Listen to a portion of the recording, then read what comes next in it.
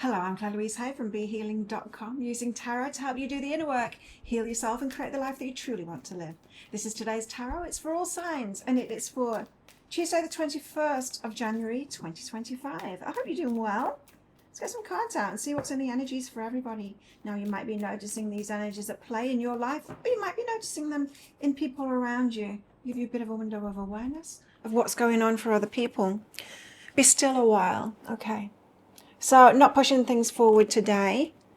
Be still a while, just sitting on it, perhaps biding our time with something going on in our lives or not going on in our lives at the moment. Why are we being still a while? We have bliss and we have meditation as well. Okay, and so today is one of those days where you're going to be happier if you embrace that stillness, meditation, relaxation, that kind of thing.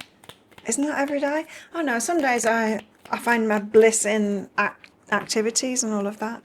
Explore. Maps show what has already been discovered. Go another way. So do what other people aren't doing. Perhaps it is that stillness. Or rather, be rather than do, you know? One of those days. Okay, we've got the Ten of Cups. Wow, the Ten of Cups is the happily ever after. It's when our heart is fulfilled. And so our heart feels fulfilled when we're doing the things that we really love, when we're investing our time and our energy in the places that are really important to us, right? And so it could be a good day to go within and ask yourself, you know, what your priorities are. What is really important to you? We have the Ace of Swords, which is about a start, but it's coming from an aha that you have. So you could be asking yourself deep questions, realize something about yourself, and then be heading in a new direction. I feel like today is the aha day. It's the day of going within and finding those things out. Two of Wands says we're at a crossroads. So there's a choice to be made or an action to take with the Two of Wands. And the Fool, this is another fresh start, new beginnings, throwing ourselves into the unknown, doing what you haven't done before perhaps.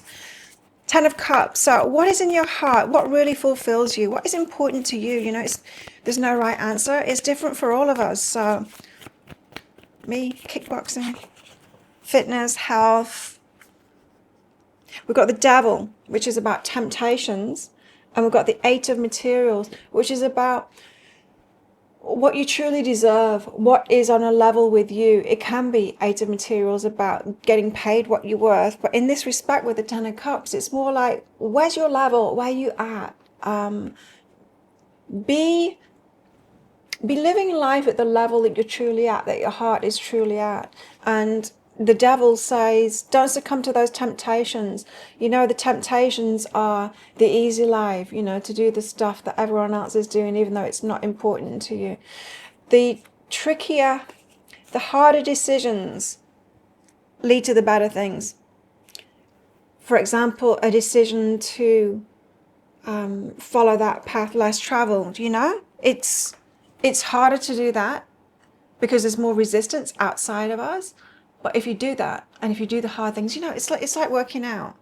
Yeah, it's hard in the moment, but it makes life easier. It makes life much easier because it gives you energy and because it preserves your health. And so you don't have to mess around with all those other health complications and all of that kind of thing. So it's about doing the harder things in the short term for the benefits in the long term.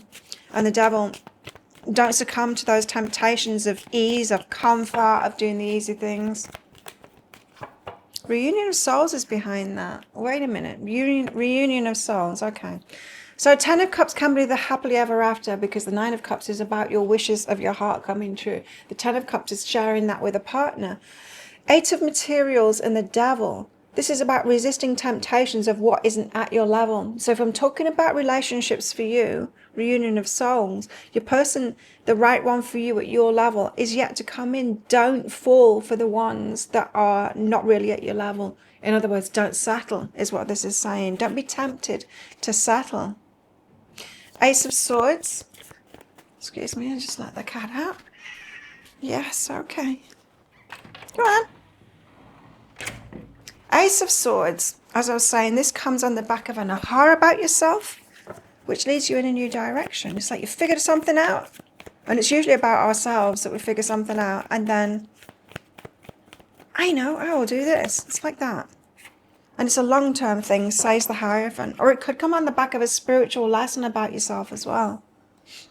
It's good energies, really good energies for figuring something out about yourself. Now, that could have something to do with the long-term stuff. It could have something to do with giving something up. Perhaps you realise, I keep on doing this thing every day and it's not good for me. I'm going to stop doing that and channel my energy into something that is on my priority list, something that's really important to me. Death is behind that. So there's a major change. And major change doesn't mean big things either. It could be a little thing. Sometimes it's the little changes that we make that make a massive difference to our energy, you know, those little things. I always say it like this, right? We've got this bandwidth of energy that we're in. And so there's like the worst things in our life that we'll put up with. And then there's the best things that we'll allow in our life.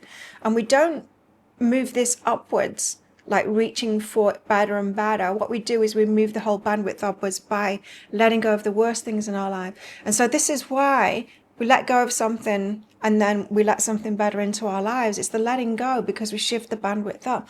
And that letting go, it doesn't have to be a big thing, you know. It could just be like a little habit that you've got or something like that that doesn't really serve you. And then you might think today, have an aha, go, you know what, I can do better for myself. I should expect better for myself. I'm not going to do that toxic thing that I'm doing or that. It doesn't even need to be toxic. It could just be that thing that just isn't serving me. I'm going to let go of that. And that naturally allows a space for that bandwidth to rise. So the Two of Wands, you've got a choice to make on action to take. So this crossroads, it's not like a major crossroads, like giving you an option. It's not like an opportunity of A and B. The Two of Wands is a decision to make on action to take. So what this is saying is, are you still going to do that thing that you've been doing that doesn't serve you? It's not leading anywhere. It's taking you backwards. It's not really at your level. Or are you going to, Ace of Materials, plant a seed for the long term? And materials is tangible, you know, it's real. It is like here in the material world, if you do this, you're going to get that. So this is, for example, this could be in your workplace, and perhaps you're hanging around with people, going to lunch, like wasting your time, I don't know, with extended lunches with your friend, doing the social thing, instead of lunching, like meeting lunches kind of thing with people that are more at your level in order to progress your career. It could be something like that, you know. I just need to stop like wasting my time doing social stuff at work. I should be working at work and progressing my career. But that's the kind of thing. Ace of Materials. What's behind that is retreat. So it's pulling back from something that doesn't serve you. And like I said, it doesn't have to be big. The Fool, and you're throwing yourself into something unknown, into the unknown, onto a path. Muse of Inspiration. Wow, an Eight of Inspiration too. This is really good. So the Muse of Inspiration is the King of Wands. This energy is I know what it is that I want. I'm not going to go for it, and nothing's going to hold me back, and I'm going to get what it is that I want. I'm going to put everything into it. And the Eight of Inspiration is the target card. You see how she's moving forward there with direction. It's I know where I'm going. I know what my goal is. I'm going to get myself there. There's a determination about today. A determined energy, but it's got this quiet energy as well. So it's a lot of introspection. There's transformation behind that. So everything's going to change. You see, a lot of the time, we'll try and manifest stuff like, well, ask the universe for it. Please bring me this. I want to have this experience. Universe is like, okay, look at this thing you're doing. Look at this thing you're doing. Look at this thing you're doing. We're like, I don't want to make the changes to do it myself. I want the universe to give it to me. The universe is like, look at this thing that you're doing. Look at this thing that you're doing. And so it's time to notice today, go within. And it's like, what is it that I could like change to step up and be truly living life at my level, at the level I should be at? You know, a lot of the time these shoulds, they undermine us, but sometimes we need to hold ourselves accountable and go like, you know, I should be doing better for myself. I can expect more of myself. It could be something like moving out of laziness. So anyway, what about our love lives for those of you singles? When you pass from this world, you take nothing with you but your soul and the memories you've shared with those you love. Perhaps focusing a little bit more on relationships, and I think in work relationships as well, rather than social relationships. Perhaps, I don't know. Embrace the flow of life. Sometimes life has us focused on romantic relationships. Sometimes no. And I am feeling a work focus today. Even though that Ten of Cups has come up. Commitment and hope. Could be hoping for commitment. Like, this is what I know about commitment. Commitment isn't energy. You can tell a committed person, not by the relationships that they have and what they do in those, although you kind of can with that too. But a committed kind of person commits to themselves. They commit to things like an exercise regime. They commit to doing certain things for themselves, you know, self-care and self-love and all of that kind of thing. So you can tell a committed person because they've got a routine and they've got good habits for themselves and all of that. They commit to that kind of thing for themselves. And that kind of person can also commit to a relationship if that's what they choose as well, because they've got the priorities right and they know what's important to them, and they take action on that. You can tell an uncommitted person because they don't do that. You know, you might think, oh, I really like easygoing people that, you know, haven't I don't know. You might think that you like easygoing people, but if you notice their patterns, perhaps you might notice that they don't commit to anything. Like they can't even keep their word to themselves to do something good for themselves. So it's important to notice, you know, for relationships, who is able to have a healthy relationship and who isn't. And to be able to have a healthy relationship, we need to be able to commit to ourselves and commit to taking good care of ourselves. So a healthy person by themselves is doing good things for themselves, self-care. And that shows, and that is someone that can have a healthy relationship as well, because that self-love needs to be in place before they can love someone else. Otherwise, as things turn to crap in their lives, as they will for someone that doesn't have self-discipline and all of that, then they're going to blame you for it in relationship when it's not your fault. Or perhaps it's your fault for choosing them, for not noticing, you know.